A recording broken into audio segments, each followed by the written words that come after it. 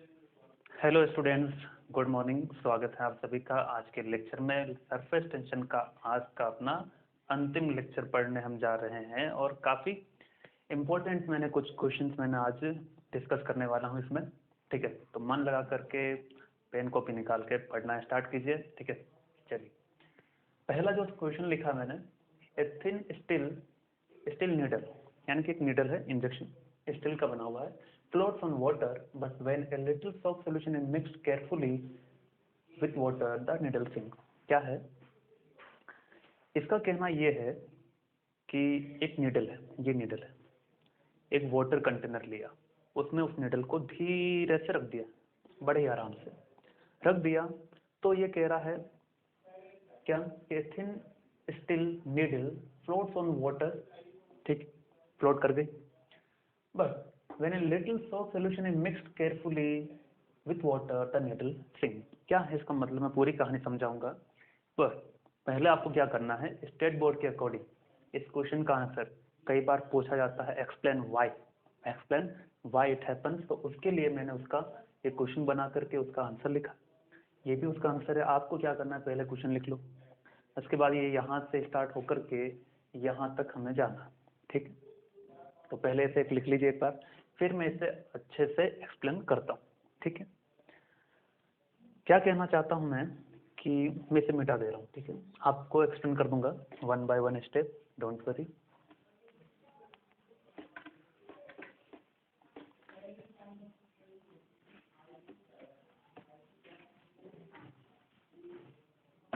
इसका कहना यह है स्टूडेंट कि let suppose we are having a container. ठीक है, उस कंटेनर में आपने पानी भर रखा। क्या भर दिया है? पानी भर दिया। चलिए, बहुत बढ़िया, मजा आ गया पानी देख करके, है कि नहीं? चलिए, अब आप क्या करेंगे? अब उसने कहा है कि एक नीडल लीजिए। क्या लेंगे? नीडल स्टील नीडल, यानी कि जो स्टील से बना है। ठीक है, स्टील नीडल। ओके, तो पहला जो कंसेप्ट यहाँ पर हमें जो पता है कि density of a steel needle and density of water हमें गिवन होगी। ठीक, what we know the density of steel needle is greater than density of water. ठीक है, यानी कि स्टील नीडल की डेंसिटी ज्यादा होती है वाटर से, ऐसा हमें पता है। ठीक, होती है ज्यादा। ठीक है, अब अगर आपने क्या किया है, नीडल को लेकर के यहाँ रख दिया, मैं ऐसा दिखा दे रहा हूँ, ये नीडल यहाँ पर जो फ्लोट कर रही है। ठीक है, फ्लोट कर रही है मतलब सबमर्ज्ड नहीं है, इसका कुछ भी पोर्शन अंदर नहीं डूबा है।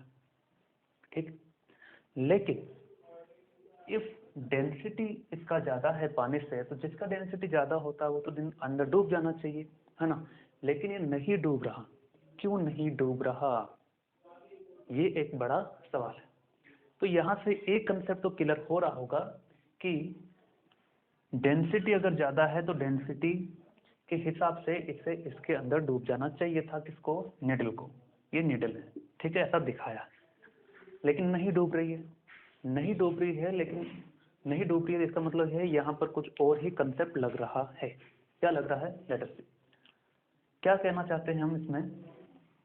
इतना समझे कि density of steel needle is greater than density of water, so steel needle must be get sink in the water, या फिर ये सबमर्ज्ड हो जाना चाहिए कुछ हद तक, लेकिन ऐसा नहीं है, वो फ्लोट कर रहा है।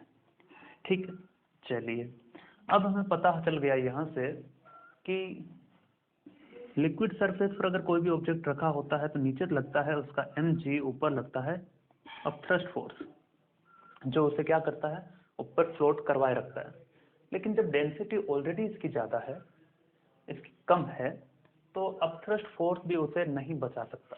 अपथ्रस्ट फोर्स भी उसे नहीं बचा सकता। यही हमने पढ़ा हुआ है फ्लूइड मैकेनिक्स में कि अगर जिसकी डेंसिटी ज्यादा है वही क्या करेगा? नीचे डूब जाएगा, according to burns force, upthrust force यही कहता है। यानी कि यहाँ पर अपथ्रस्ट फोर्स का कोई रोल नहीं है। ठीक है, अपथ्रस्ट फोर्स का रोल नहीं है, वो उसे ऊपर की ओर मेंटेन नहीं रख पा रहा, कोई और है। कौन है वो कोई और?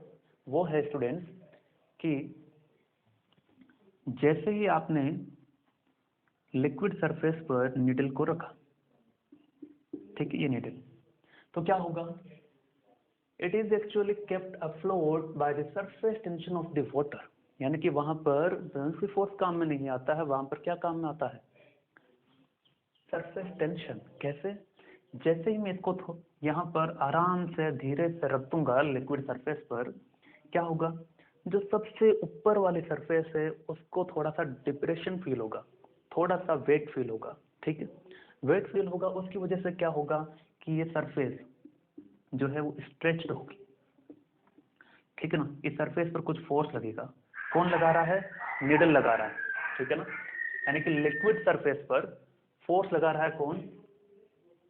Needle, due to its own weight. लेकिन इस वेट की वजह से हुआ क्या? स्ट्रेचिंग स्टार्ट हुआ, यानी कि सरफेस को थोड़ा स्ट्रेचिंग, मुड़ना, दबाव सा, कंप्रेसिव ये फील हुआ। तो उसने क्या किया? According to Newton third law, according to Newton third law, ये वापस उतना ही फोर्स कहाँ लगाएगी? ऊपर की ओर लगाएगी, है ना। कौन लगा रही है? सरफेस। सरफेस लगा रही तो फोर्स कैसा होगा? सरफेस टेंशन वाला फोर्स होगा, जो कि हमेशा एक्ट करता है टेंजेंशियली। Tangentially, okay.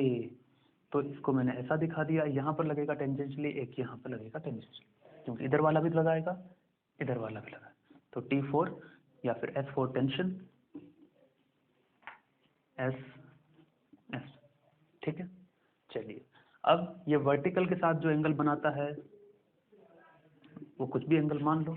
तो यहाँ से एक रीजन पता चलता है क्या? When it is placed on the surface of water, it depresses the surface of water slightly due to its own weight. The stretched surface due to surface tension exerts a restoring force, and the vertical component of which can maintain the equilibrium with weight of the needle. ठीक है, यानी कि जो surface tension लग रहा है उसके जो वर्टिकल कंपोनेंट है, यानी कि ये ऐसे लग रहा था, ठीक है, ये ऐसे लग रहा है, ठीक है, ये एस, ये एस, ठीक है। एस यानी कि क्या है? सरफेस टेंशन है, ठीक है। अब ये फोर्स कैसे लगता है, क्यों, उसके लिए लेक्चर नंबर 8 या 7 मैंने चीजें डिस्कस कर रखी है, ठीक है। वर्टिकल के साथ एंगल मैंने मान लिया कितना है?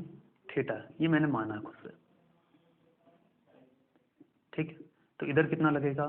एस कोस थीटा, इधर भी कितना लगेगा? S cos theta.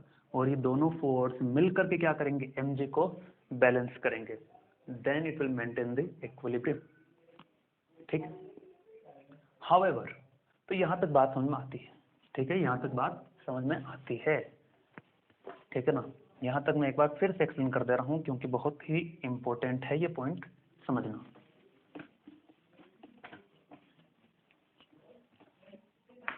एक कंटेनर था, कंटेनर में लिक्विड हमने फिलअप कर दिया था, ठीक है।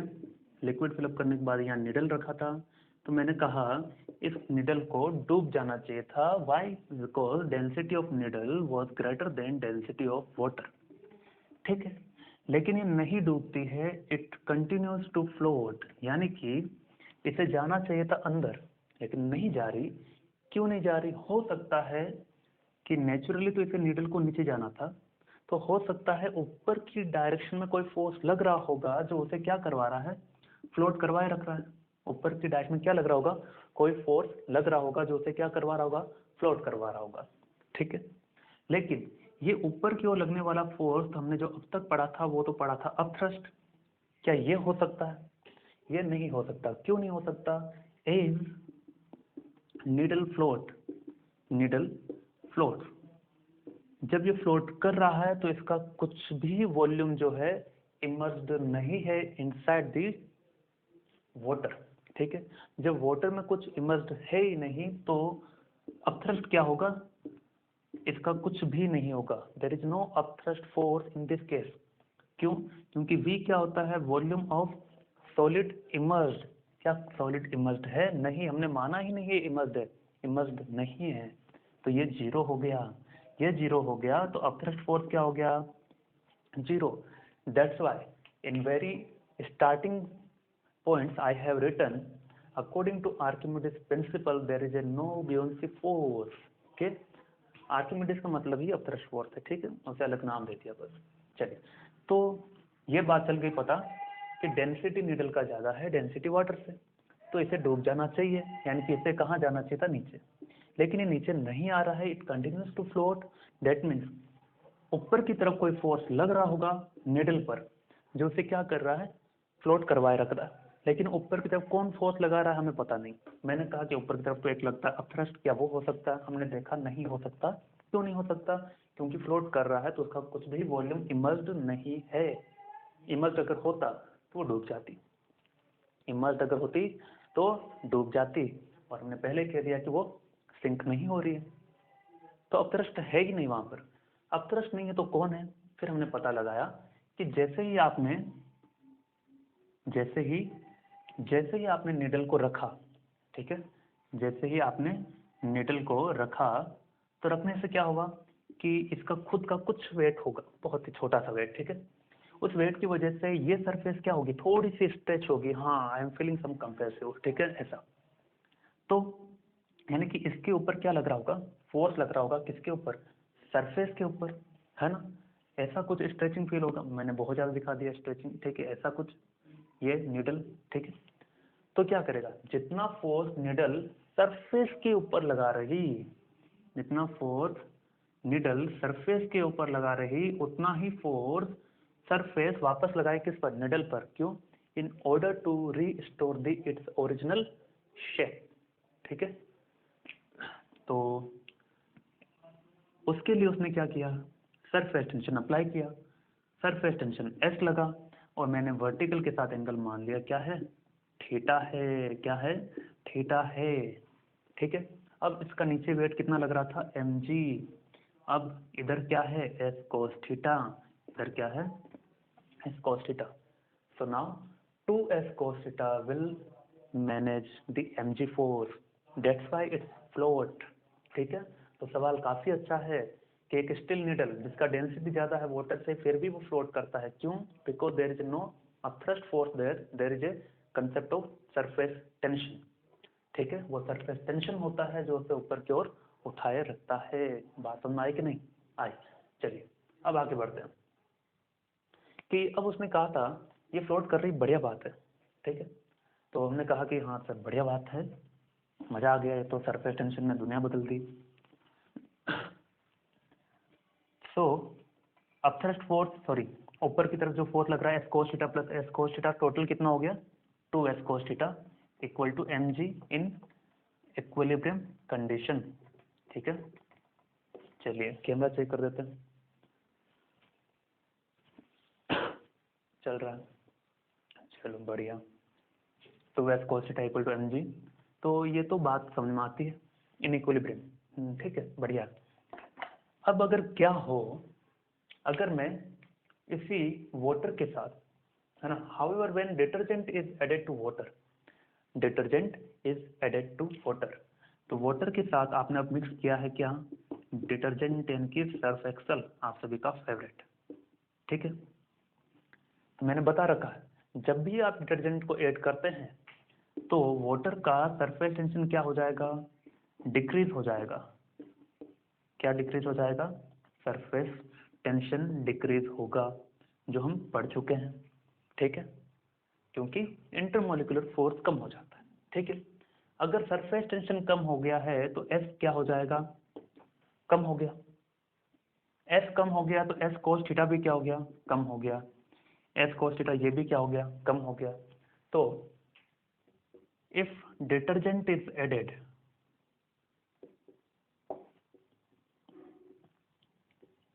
तो 2s cos theta will decrease, क्योंकि s क्या कर रहा है, डिक्रीज कर रहा है।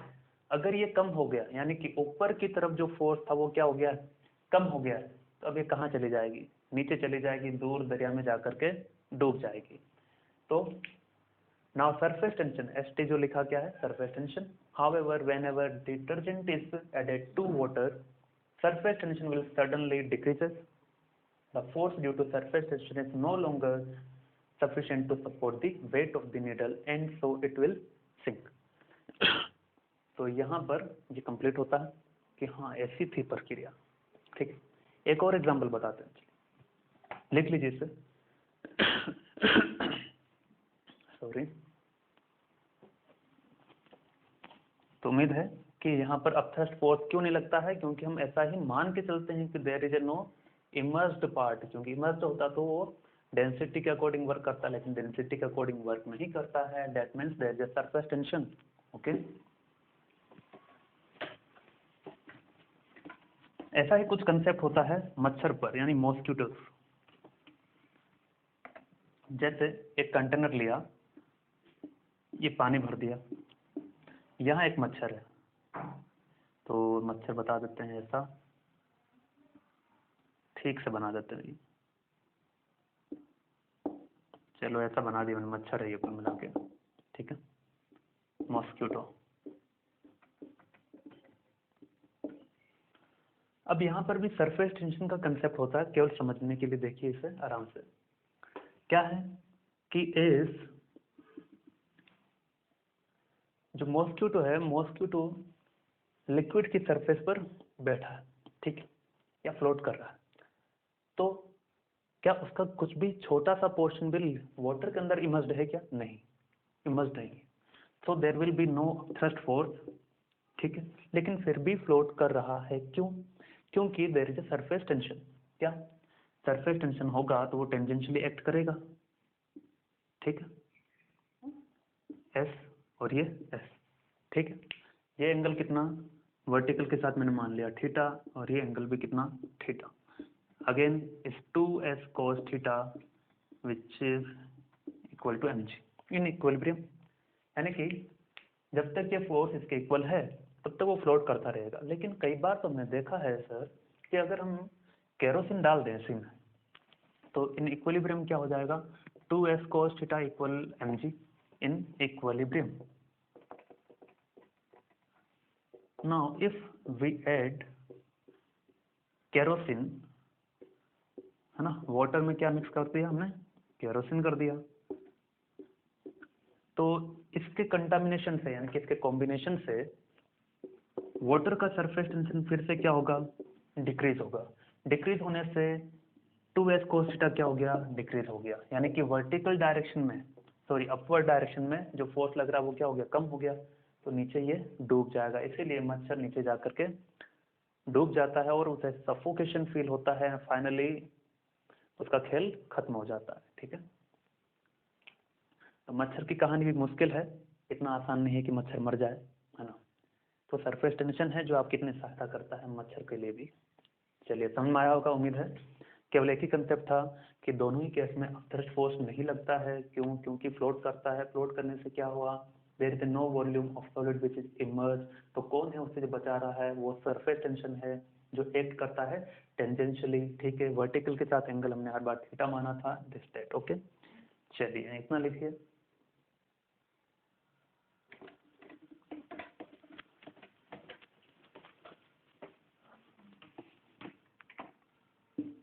अगला एक सवाल है,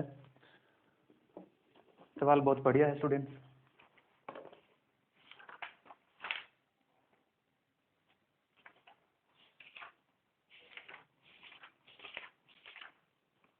अच्छा लिख, सवाल कहाँ गया भैया?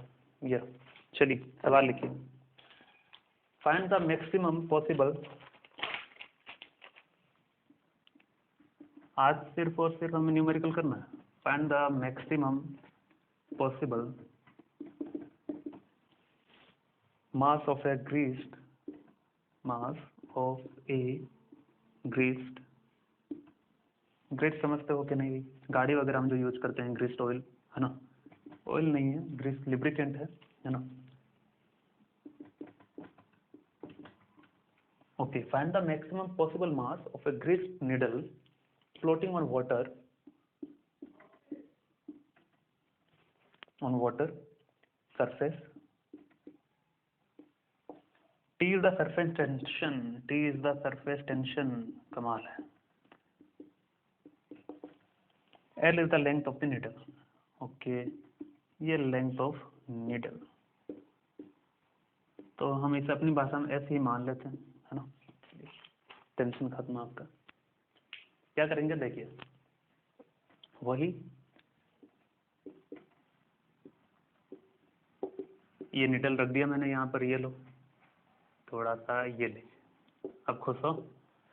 वही फोर्स दिखाना है, कोई कहानी बदलने वाली नहीं है। ये एस लगा, ये एस लगा, ठीक है। ये थीटा एंगल पर, ये भी थीटा एंगल पर, एस कोस थीटा, ये भी कितना एस कोस थीटा। नीचे क्या लगेगा बच्चों, एम जी। एम क्या है, मास है किसका, निडल का, उससे का हमें फाइंड करना है मास, मैक्सिमम पॉसिबल मास कितना हो सकता, सो डेट फ्लोट। अच्छा सवाल समझा दे क्या, चलिए। मैक्सिमम पॉसिबल मास फाइंड करना है, जिसे हम क्वेश्चन में देखेंगे। ऑफ ए ग्रेस निडल, यानी एक निडल है जिसके चारों पर हमने क्या कर दिया, ग्रेस लगा दिया है। Now it floating on water surface, ऐसा ऐसा गिवन है, तो बताइए क्या होगा, बस ये था, है ना। तो ग्रेस ऑयल लगा रखा है, तब भी सरफेस टेंशन होना ही था, और वैसे भी होना था, हमने देख चुके हैं।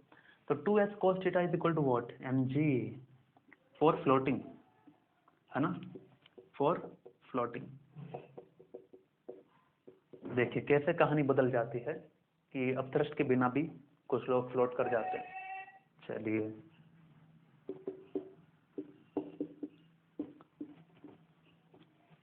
Now what I have to done, कि मैक्सिमम पॉसिबल मास फाइंड करना, किसका, निडल का। लेकिन तो सिंपल मास है, मैक्सिमम क्या आ जाएगा, तो मास मैक्सिमम हो जाएगा जब cos थीटा की वैल्यू क्या हो, मैक्सिमम हो। तो cos थीटा मैक्सिमम कितना होता है, 1 होता है, ठीक है। So it comes out to be 2s/g, ठीक है, बढ़िया, ओके, बढ़िया बढ़िया, मजा आ गया भाई, है ना। तो ये हो गया सरफेस टेंशन का फोर्स। कंप्लीट करें इसे, आगे बढ़े, चलिए।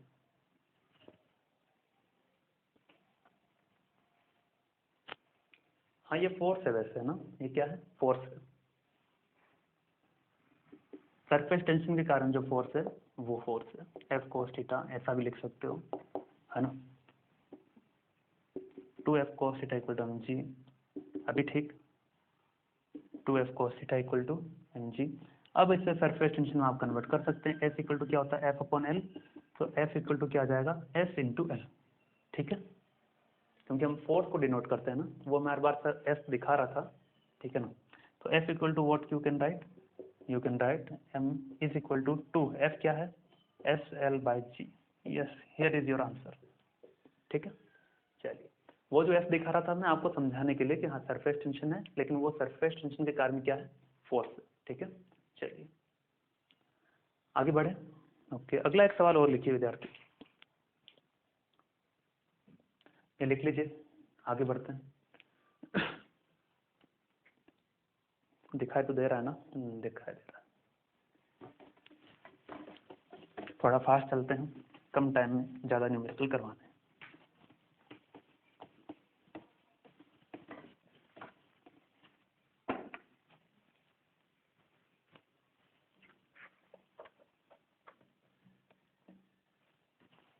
वैसे अगर आप एस के साथ दिखाना चाहें तो भी दिखा सकते हैं, कैसा, देखिए ऐसा, कंफ्यूजन मत रखिए किसी तरह का, कि ये लिक्विड सरफेस था, ये निडल है, ठीक है, ये मैंने एस दिखाया था, एस दिखाया था, ये थीटा था, ठीक है, ये भी क्या था, थीटा था।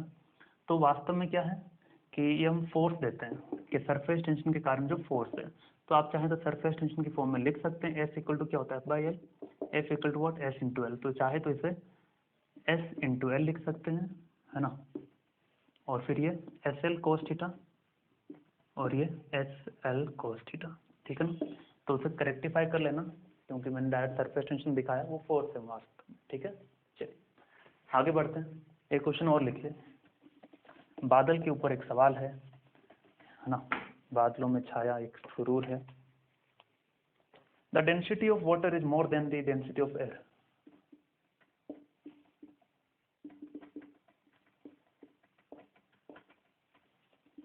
Water is more than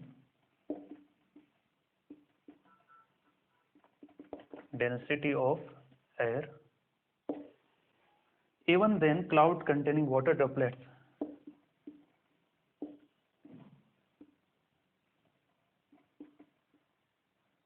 containing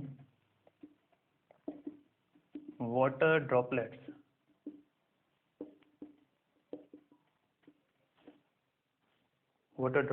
don't fall, ऐसा क्यों होता है, and continue to float?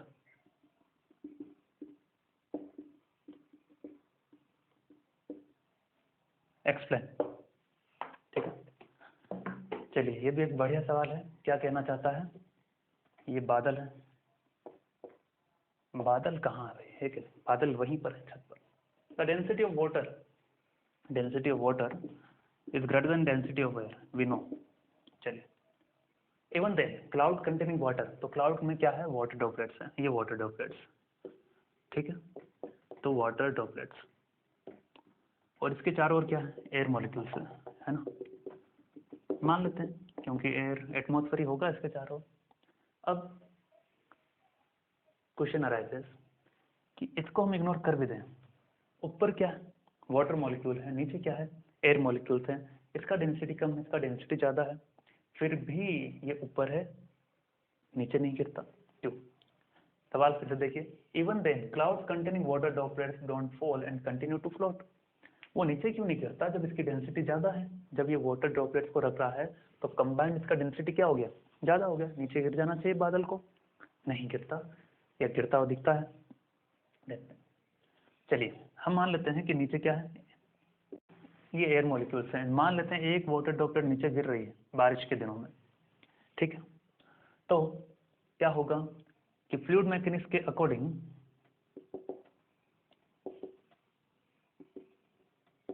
हवा ऐसे क्या करेगी, रेजिस्टेंस प्रोवाइड करेगी, जिसे हम कहते हैं विस्कस फोर्स, ठीक है। और फाइनली धीरे धीरे धीरे धीरे धीरे इसकी स्पीड कम होगी क्योंकि रेजिस्टेंस मिल रहा है, ठीक है। मिल रहा है तो हमने कहा था एक टर्मिनल वेलोसिटी आएगी इसके गिरते गिरते, अकॉर्डिंग टू स्टोक्स लॉ, ठीक है।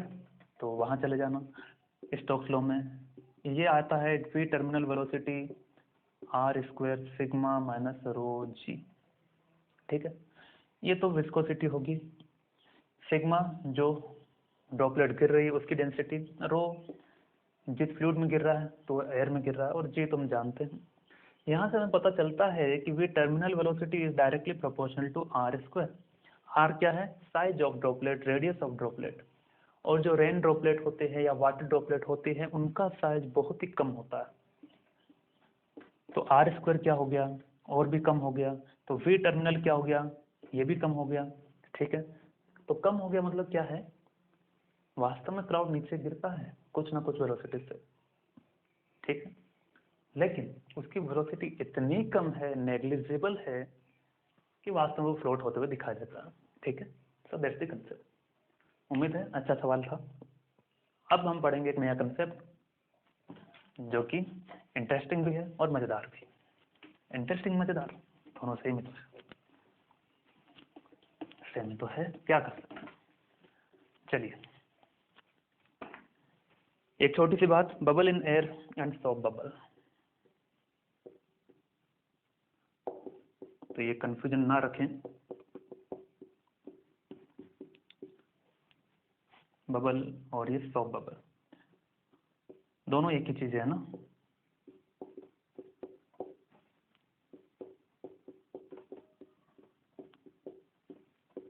ठीक है, क्वेश्चन में अगर लिखा है bubble in air use pressure difference 4s upon r where s is the surface tension, so bubble 4s by r। Okay okay, let's go next.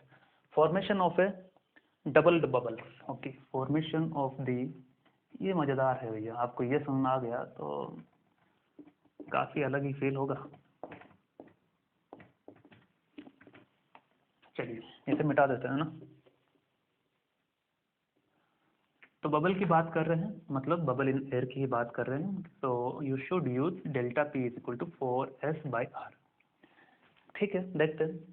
एक बड़ा सा मैंने बबल लिया, ठीक है, इसका रेडियस कितना r1 है, ओके। इसका अंदर का प्रेशर मैंने मान लिया P1 है, बाहर प्रेशर लग रहा P0, ठीक है।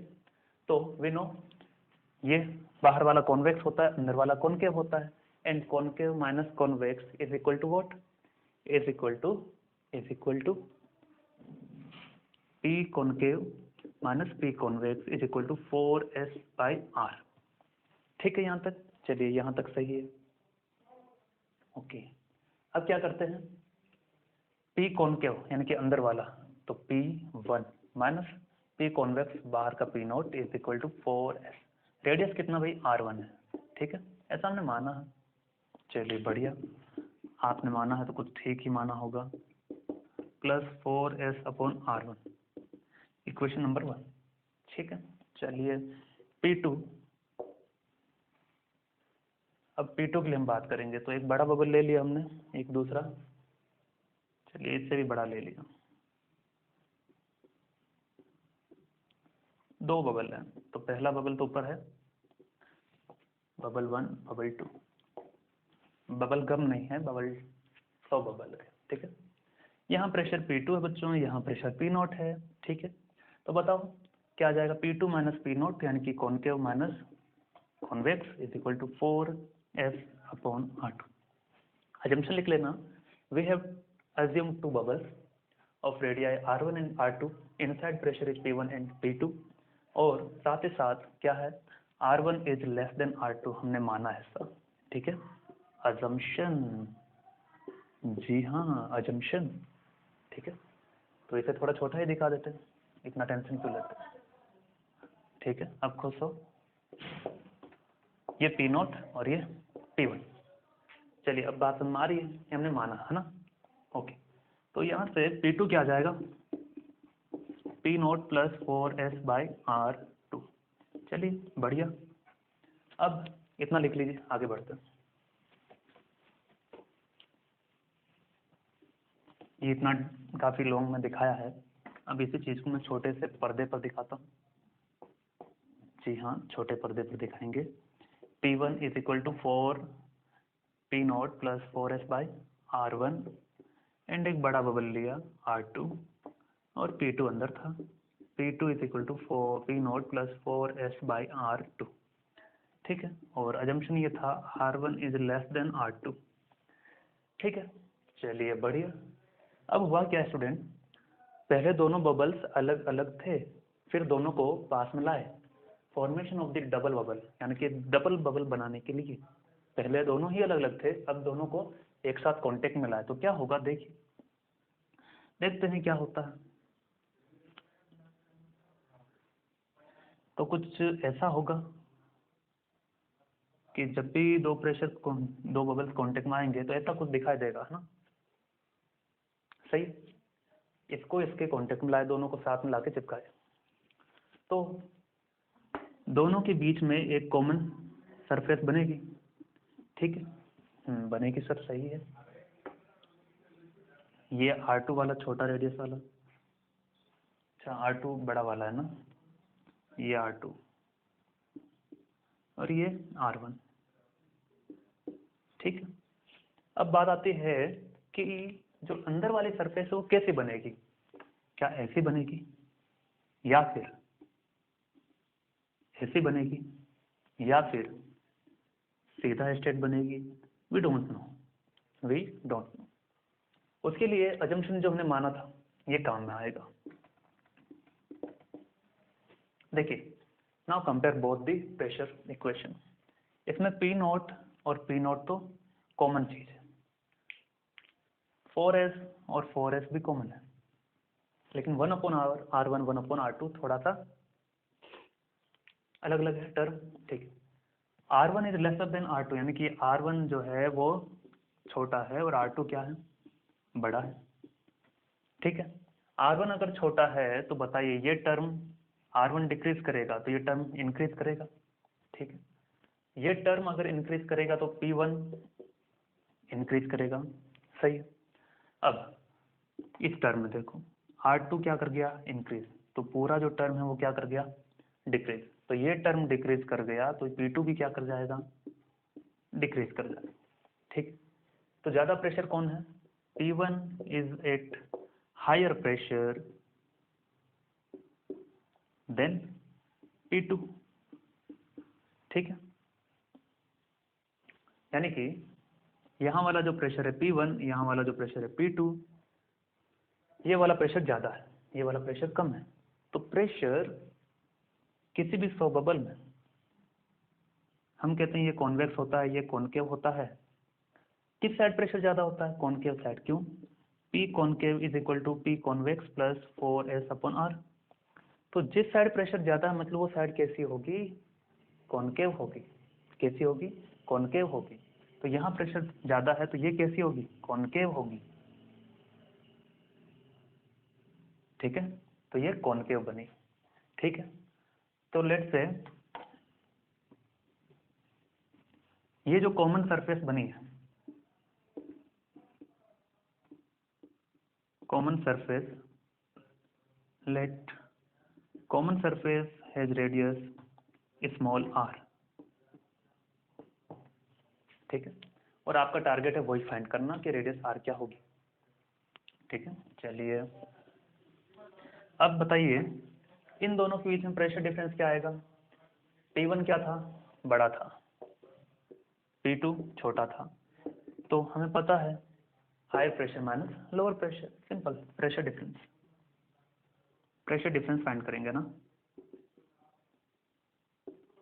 P1 minus P2 is equal to P naught plus 4S by R1 minus P naught plus 4S by R2। ठीक है, क्या आ जाएगा? P naught plus 4S by R1 minus P naught minus 4S upon R2। खेल खत्म। ओहो, इसका खेल खत्म नहीं हुआ, इसका हो गया। ठीक है, क्या आ जाएगा? 4S 1 upon R1 minus 1 upon R2। Here it is delta P। ठीक है, यहाँ तक लिख लीजिए, फिर खत्म हुआ ये लगभग।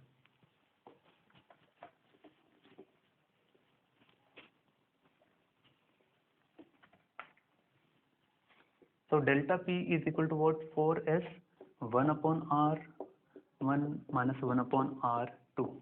ठीक है, अब इन दोनों के प्रेशर डिफरेंस के कारण तो क्या बना है? कॉमन सरफेस बनी है। तो हम क्या मान रहे थे? उसकी रेडियस क्या माने थे? R माने थे, कॉमन रेडियस, कॉमन सरफेस। ठीक है, तो from 1 and 2 1 delta P equal है 4S इक्वल है 1 upon R। 1 upon R is equal to what? 1 upon R1 minus 1 upon R2। तो फ्रॉम 1 and 2 कंपेरिजन मतलब वही रेडियस होगा, है ना? वो मैंने फॉर्मूले से दिखाया।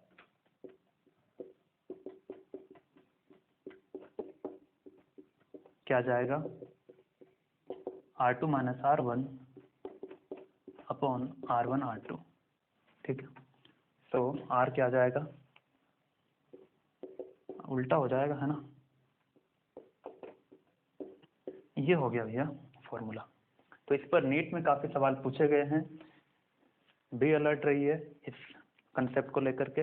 अभी मैं इसमें न्यूमेरिकल करवाता हूँ, एक लिख लीजिए फटाफट से।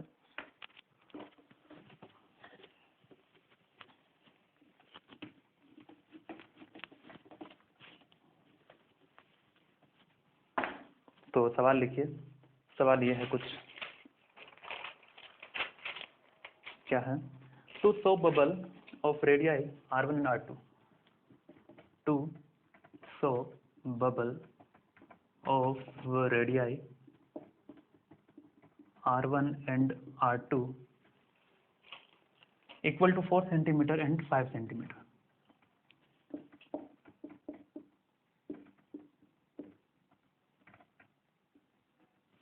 दो 2003 में इसी कंसेप्ट पर जेई ने भी क्वेश्चन पूछा है, यू शुड ट्राई दैट, है ना?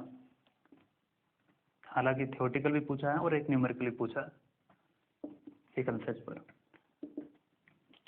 Are touching each other over a common surface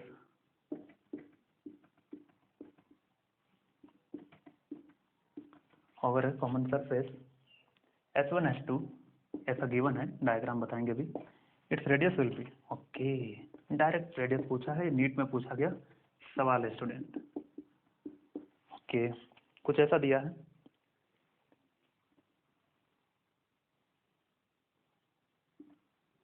है ना? ये गिवन है, ये S1 S2। तो इसी का रेडियस हमें निकालना है, कॉमन सरफेस का, है ना। मतलब रेडियस मतलब इसके कारण जो बबल बना है ना। चलिए, तो R इक्वल टू क्या होता है, R1 R2 upon R2 minus R1। बस पुट कर दीजिए, 4 इंटू 5 अपॉन 5 माइनस 4 क्या आ जाएगा, 20 अपॉन 1, तो इट्स 20 सेंटीमीटर। आ जाएगा, मज़ा आ गया है कि नहीं, इतना आसान, इसीलिए कंसेप्ट जरूरी है। चलिए आगे बढ़े, लिख लीजिए, छाप लीजिए फटाफट से। जिसका रेडियस ज़्यादा होता है वही तो लिखे, R2 क्या है, जिसका रेडियस ज़्यादा था, है ना। क्या आगे बढ़ जाए।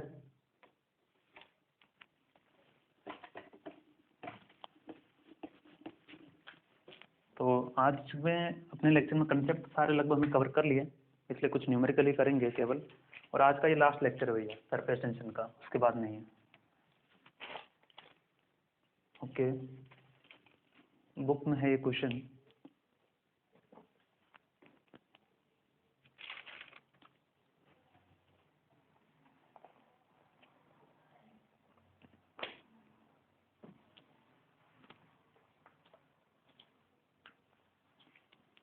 Okay, write down question number 4.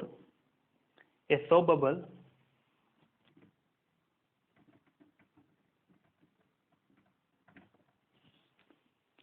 blown by a mechanical pump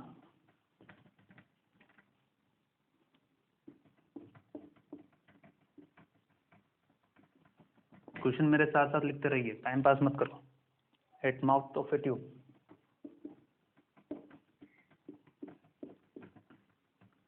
at mouth of a tube increases in volume with time.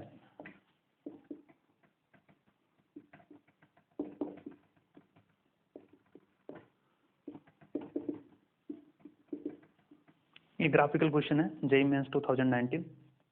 Constant the graph that correctly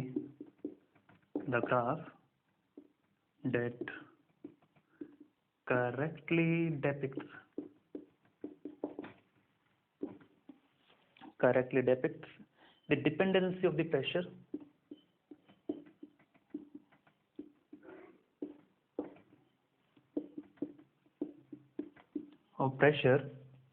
inside the bubble is given by। 4 graph दिए हैं इसमें, क्या करें, बना दें क्या, बना दें, फील आएगा क्वेश्चन में, है कि नहीं। चलिए बना देते हैं। P और time, P for pressure, T for time. Graph कैसा दिया है, ये ऐसा, ये पहला ऑप्शन। B प्रेशर और लॉग T। तो इसमें आपको पता नहीं है कि क्या करना चाहिए। पता इस तरह से नहीं है क्योंकि हर एक ग्राफ में स्केल चेंज हो जा रहा है। क्या चेंज हो रहा है, स्केल चेंज हो रहा है। तो प्रेशर और 1 अपॉन टाइम, तो हर एक ग्राफ के लिए आपको स्केल के अकॉर्डिंग भी वर्क करना पड़ सकता है ऐसे के लिए। एंड ऑप्शन डी, प्रेशर और 1 upon T cube. T cube है ना, टी क्यूब है, ओके, टी क्यूब नहीं है, 1 अपॉन टी की पावर 1/3। और इसका ग्राफ दिया है ये ऐसा। चलिए, तो इतना पता चल रहा है y equal to mx plus c की फॉर्म है प्रेशर के लिए। तो लेट अस कंसिडर क्या होता है, सोप बबल है। तो सोप बबल के लिए प्रेशर डिफरेंस क्या होता है, delta P is equal to 4s upon R, या फिर केवल P लिखोगे तब भी चलेगा क्योंकि P उसने यूज किया, यहाँ पर P यूज किया, ठीक। मैकेनिकल पंप, पंप देखा ना जिसमें टायर में हम हवा भरते हैं, किसी पुराने जमाने में जो भरते थे वही है ना।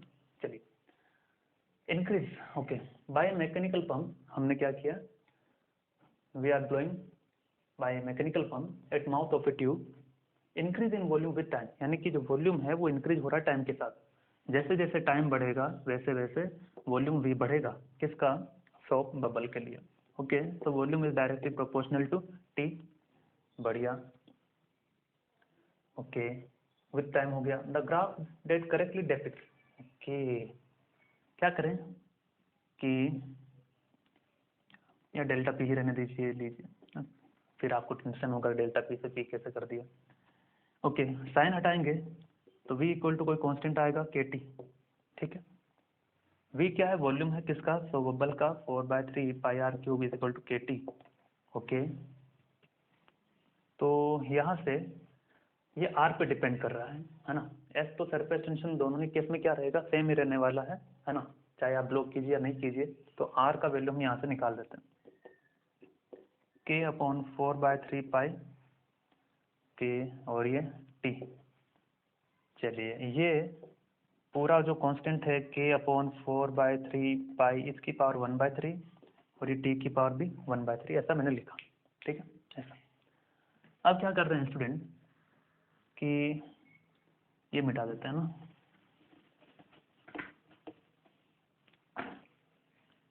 इसे मैंने पूरा कोई कांस्टेंट मान लिया, क्योंकि के ऑलरेडी कांस्टेंट था, ये खुद कांस्टेंट है, पावर जो 1/3 होगी वो भी कांस्टेंट होगी। तो आर इक्वल टू सी, ये पूरे बॉक्स मैंने सी मान लिया कांस्टेंट, कोई भी, है ना। अच्छा, सी मान रखा है क्या, नहीं मान रखा।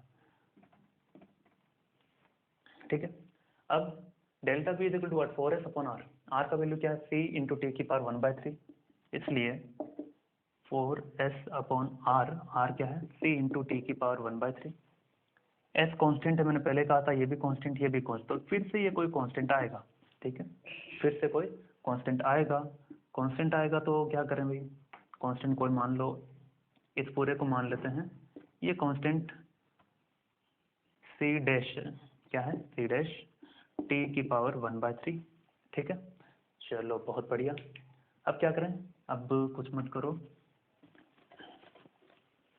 खत्म करो इसे, प्रेशर निकालना है। तो डेल्टा पी को क्या लिख देंगे, delta P is equal to what, C dash into 1 upon T की पावर 1/3। तो टी की पावर 1/3 के रेस्पेक्ट में आप ग्राफ का वेरिएशन देखेंगे, क्या वो सही आता है क्या। If it is okay then we will go for that, otherwise we will change the scale. ठीक है, पी माइनस पी नोट में लिख सकता हूँ इसे, सी डैश 1/t की पावर 1/3। ठीक है, क्योंकि कुछ नहीं दिया, मतलब एटमॉस्फेरिक प्रेशर में होगा प्रेशर। तो P equal to what, P equal to 1/t की पावर 1/3 प्लस पी नोट। तो देखो खेल खत्म होता है। वाई एक्सिस पर क्या लेना है, प्रेशर को। 1/t की पावर 1/3, ये पूरा क्या है, एक्स एक्सिस, तो ये पूरा क्या हो गया, एक्स एक्सिस हो गया। साथ में जो भी है उसे एम स्लोप दे दिया नाम, और प्लस कांस्टेंट सी। तो कौन सा ग्राफ हो गया, y equal to mx plus C, that means ऐसा ग्राफ, प्रेशर और t की power 1/3। Option D. Okay, write down फटाफट, टूट पड़िए।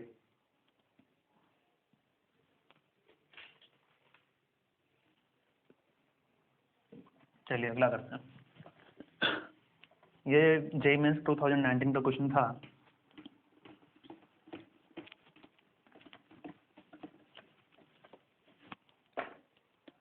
एक और सवाल लेते हैं, चलिए। The following observation were taken, the following observation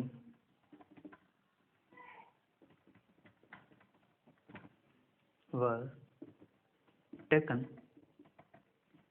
taken three game होता था बच्चों, जिसे कभी नहीं खेलना है। For determining surface tension T of water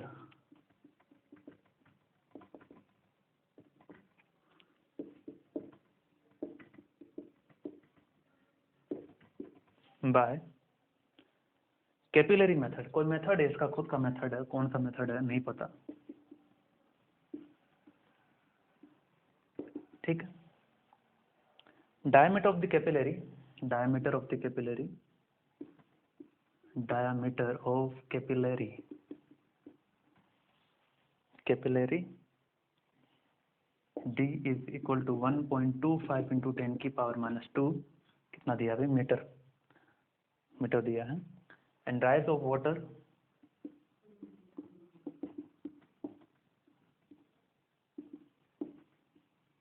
H is equal to कितना, 1.45 इंटू 10 की पावर -2, ऐसा गिवन है। Using G equal to, using G is equal to, सवाल काफी बड़ा है भाई, क्या करें। एंड द सिंप्लीफाइड रिलेशन, या फिर मेरी राइटिंग ऐसी हो गई,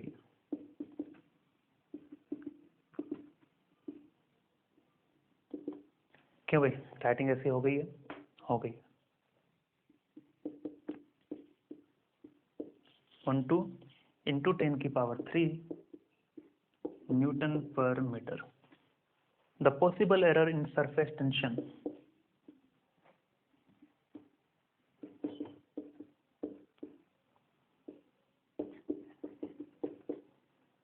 is closest to option A, B, C, D 10%,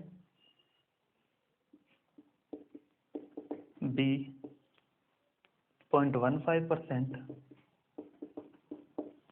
C 1.5%।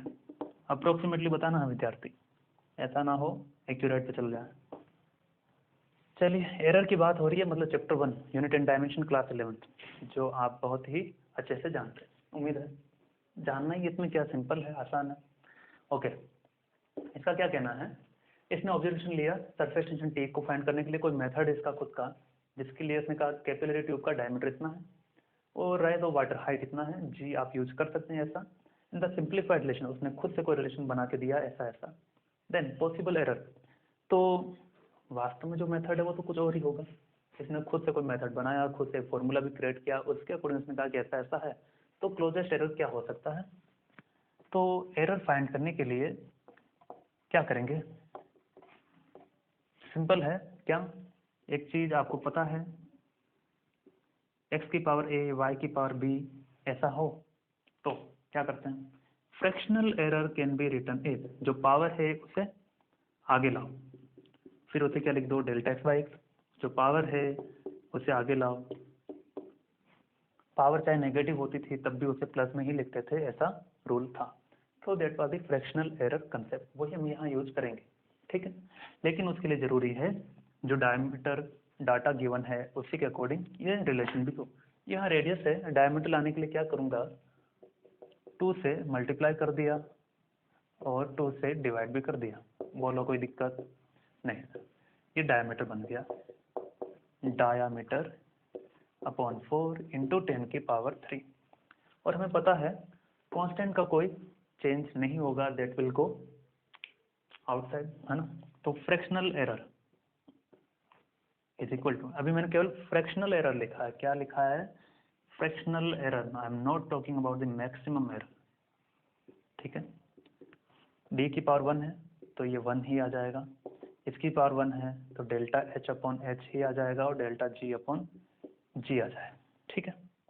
इसका कोई रोल नहीं रहेगा, इसका भी कोई रोल नहीं, क्योंकि इससे डिजिट कोई चेंज नहीं आएगा इनमें। तो चलिए, अब क्या है, अब ये दिक्कत है स्टूडेंट कि d गिवन है, h गिवन है, g गिवन है, delta g delta h delta d का क्या करें, और पूछा भी क्या है, maximum permissible error in percentage. तो परसेंटेज तो हम कर लेंगे 100 से मल्टीप्लाई करके, that's not a big problem.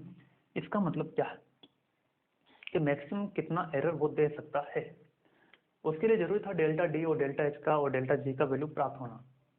तो क्या डेल्टा जी का कोई वैल्यू होगा, ये डेल्टा जी 0 होगा, क्यों, क्योंकि ग्राउंड सरफेस पर जी का वैल्यू हम हमेशा ही क्या लेके चलते हैं, 9.8 मीटर पर सेकेंड स्क्वायर, ठीक है। तो you can't change G at surface, तो ये तो 0 हो गया, इसका खेल खत्म हो गया। अब अपने पास जो कहानी बच गई वो बच गई दो लोगों की, क्या बच गया, अब delta T upon T is equal to delta D upon D plus delta H upon H, क्योंकि जी तो हमेशा कांस्टेंट ही रहने वाला है ना। वो जब हम बहुत हाइट पे जाते हैं, बहुत ज्यादा हाइट पर, तब जाके चेंज होता है ना। अब देखिए डी का वैल्यू जो दिया है 1.25 इंटू 10⁻⁻2 और एच का जो वैल्यू दिया है क्या, 1.45 इंटू 10⁻⁻2।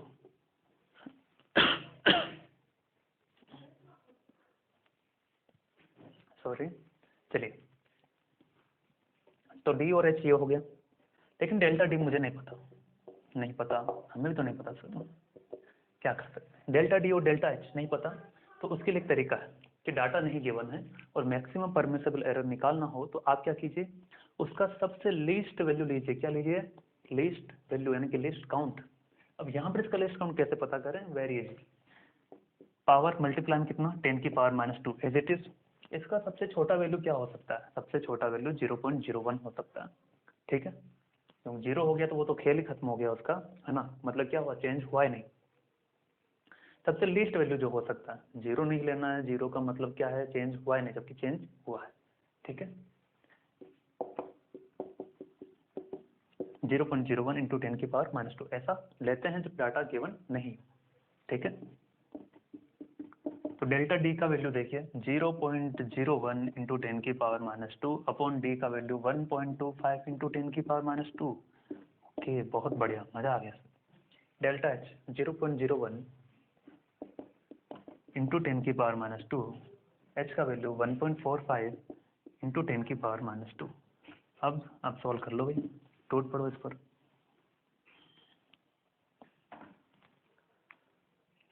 चलिए, ये खेल खत्म हुआ, ये भी खेल खत्म हुआ, पॉइंट से पॉइंट हटा, पॉइंट से पॉइंट हटा, क्या आ जाएगा, 1/1/125 and 1/145 delta T upon T. हमें परसेंटेज एरर निकालना है, ठीक है, मैक्सिमम परमिसिबल परसेंटेज एरर। तो it comes out to be 1/125 plus 1/145 into 100%। तो इसे सॉल्व कर लेना, it comes out to be around 1.5%, ठीक है। टूट पड़िए, लिख लीजिए इस पर। चलिए, एक सवाल और करवा देते हैं। लिख चुके हैं?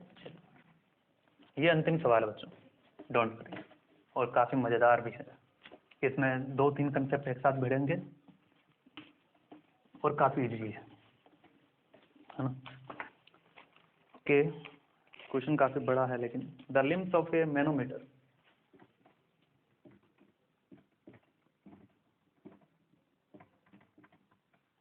एक स्टूडेंट की इच्छा भी थी ये सवाल लिया जाए, कैपिलरी राइज और मेनिस्कस पर। Manometer consist of a uniform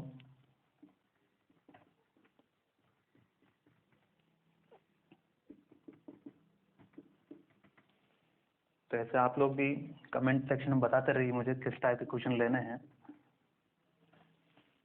capillary tubes of radii 1.4 into 10⁻³ metre and 7.2 into 10⁻⁴ metre. चलिए, बढ़िया। Find out the correct pressure difference, find out the correct pressure difference,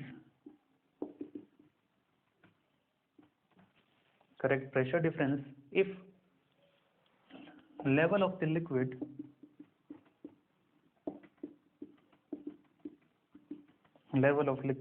density, इसका दिया है 10⁻³ यूनिट नहीं लिख रहा हूँ। सरफेस टेंशन भी गिवन है, अच्छा डायरेक्ट लिखो ना भैया, इज इक्वल टू, जगह छोटी है, 72 into 10⁻³ newton per metre. Okay, is in narrow tube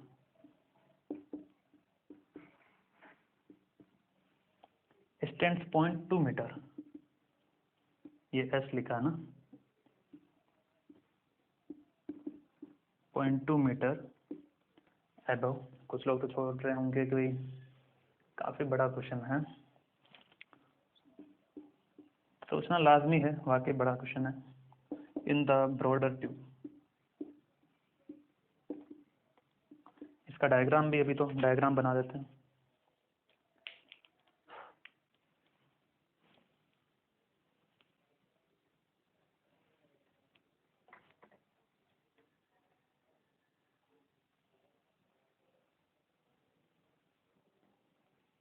ये लीजिए, ये मैनोमीटर वाला फिर से आ गया, पीछा नहीं छोड़ेगा ये, है ना, नहीं छोड़ेगा, कोई दिक्कत नहीं। यहाँ पर ये ऐसा मेनिस्कस बना करके दिया है, और यहाँ पर पॉइंट ए कहा है, और एक और मेनिस्कस बनाया है यहाँ कहीं पर, तो इसे पॉइंट बी कहा है। चलिए इसे ए कह देते हैं हम भी, यहाँ कह देते हैं।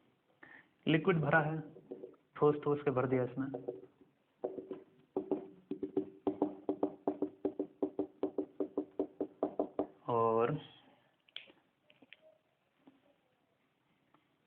जो हाइट है वो कितना है 0.2 मीटर, ठीक है, जिसे हम h कह देते हैं कुछ देर के लिए। पानी है तो लिक्विड की डेंसिटी सेम है सब जगह, सरफेस टेंशन इतना है, ओके। ये रेडियस है, चलिए रेडियस का खेल खत्म है, R1 R2 भी है, ओके। क्या करें, ऐसा करते हैं हम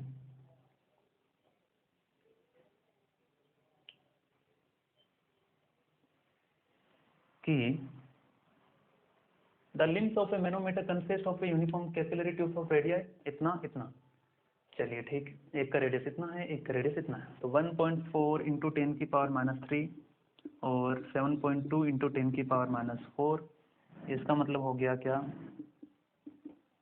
10 की पावर -4 हो गया, ये 10 की पावर 4 हो गया, और इसका मतलब हो गया 10 की पावर 5, मतलब ये रेडियस बड़ी है, ये रेडियस छोटी, ठीक। ये वाली रेडियस इसकी, ये वाली रेडियस इसकी, ठीक। चलिए आगे, find out the correct pressure difference if level of the liquid ये हो, if narrower stand 0.2 metre above that in the broader tube. ये ब्रॉडर ट्यूब जो है इससे नैरो ट्यूब ये 0.2 मीटर पर है इससे, ठीक है, ऐसा गिवन अरेंजमेंट है। चलिए अब क्या होगा कि इसके ऊपर जो प्रेशर लग रहा होगा वो पी नॉट लग रहा होगा, इसके ऊपर जो लग रहा होगा वो भी पी नॉट ही लग रहा है, ठीक है, बढ़िया। क्या करना है कि फ्लूइड स्टैटिक है, तो स्टैटिक फ्लूइड में एक हॉरिजॉन्टल लेवल पर प्रेशर क्या होता है, सेम होता है।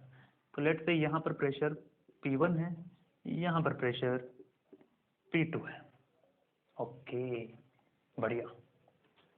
तो यहाँ पर भी कितना लगेगा, P नॉट ही लगेगा। तो सबसे पहले हम P1 फाइंड करते हैं। तो P1 फाइंड करने के लिए देखिए कुछ इस तरह से होगी कहानी कि यहाँ लग रहा है P नॉट, ठीक है, ये हो गई कॉनकेव, बाहर वाली क्या है कॉन्वेक्स, तो हमें यहाँ प्रेशर चाहिए वही क्या है P1 है, ठीक है। तो क्या आ जाएगा P1 P naught minus P1 यानी कि concave minus convex, concave minus convex is equal to 4s/R1, 4s नहीं सिंपल लिक्विड है, सॉल्व की बात नहीं हो रही, तो 2s/R, ठीक। तो P1 is what, P1 is equal to P naught minus 2s/R1 is equal to P1, ठीक है। तो P1 is equal to P naught minus 2s/R1 कैसे निकाला, कॉनकेव कॉन्वेक्स, तो concave minus convex is equal to 2s/R1 है ना, simple liquid के लिए सॉल्व के लिए होता है 4s/R1, तो ठीक है। तो कॉनकेव माइनस कॉन्वेक्स P1 निकालना था, P1 निकाल ली, ओके, बहुत बढ़िया। चलिए P1 की कहानी खत्म हुई। P2 की देखते हैं। P2 के लिए देखिए यहाँ पर सबसे पहले यहाँ प्रेशर देखते हैं, फिर नीचे हाइट कितने आ गई h, ओके। तो P2 यहाँ पर, तो सबसे पहले यहाँ पर PB हम फाइंड करते हैं। तो PB फाइंड करने के लिए यहाँ PB है, यहाँ पर लग रहा है P नोट, क्या आ जाएगा रेडियस क्या हो जाएगा इसका, मान लेते हैं इसका रेडियस R1 माना है, इसका रेडियस क्या है R2, क्या आ जाएगा P naught minus PB is equal to 2s/R2, PB is what P naught minus 2s/R2, ठीक है। यानी कि यहाँ प्रेशर कितना हो गया भाई P नोट माइनस 2s/R2, यहाँ से यहाँ प्रेशर इतना चेंज हुआ, फिर कितनी हाइट नीचे गए h हाइट नीचे गए, तो सिंपल कंसेप्ट, ये प्रेशर प्लस इतना rho G H plus rho G H कितना 0.2 हो गया। तो P1 और P2 दोनों आ गए, बस कहानी खत्म हो गई यहीं पर।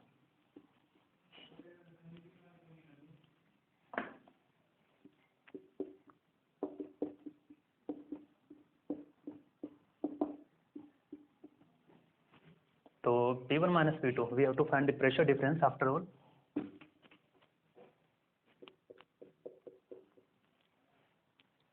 तो P1 minus P2 comes out to be P naught minus 2s by R1 minus P naught minus 2s by R2 plus rho g h, minus sign हटाएंगे तो ये प्लस और ये माइनस, ये खेल खत्म हुआ, क्या आ जाएगा 2s 1/R2 minus 2s/R1 R1 minus का रो जी एच, ठीक है।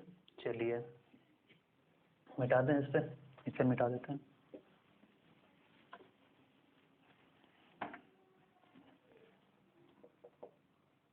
तो 2s 1/R1 R2 minus 1/R1 minus rho G H, ठीक है।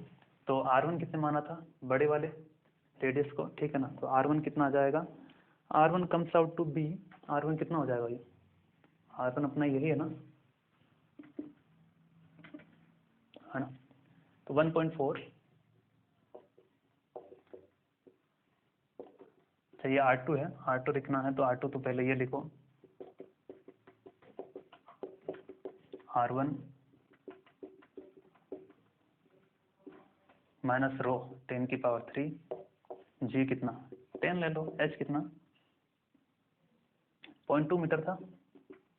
बस इसे सोल्व करना है, ठीक है।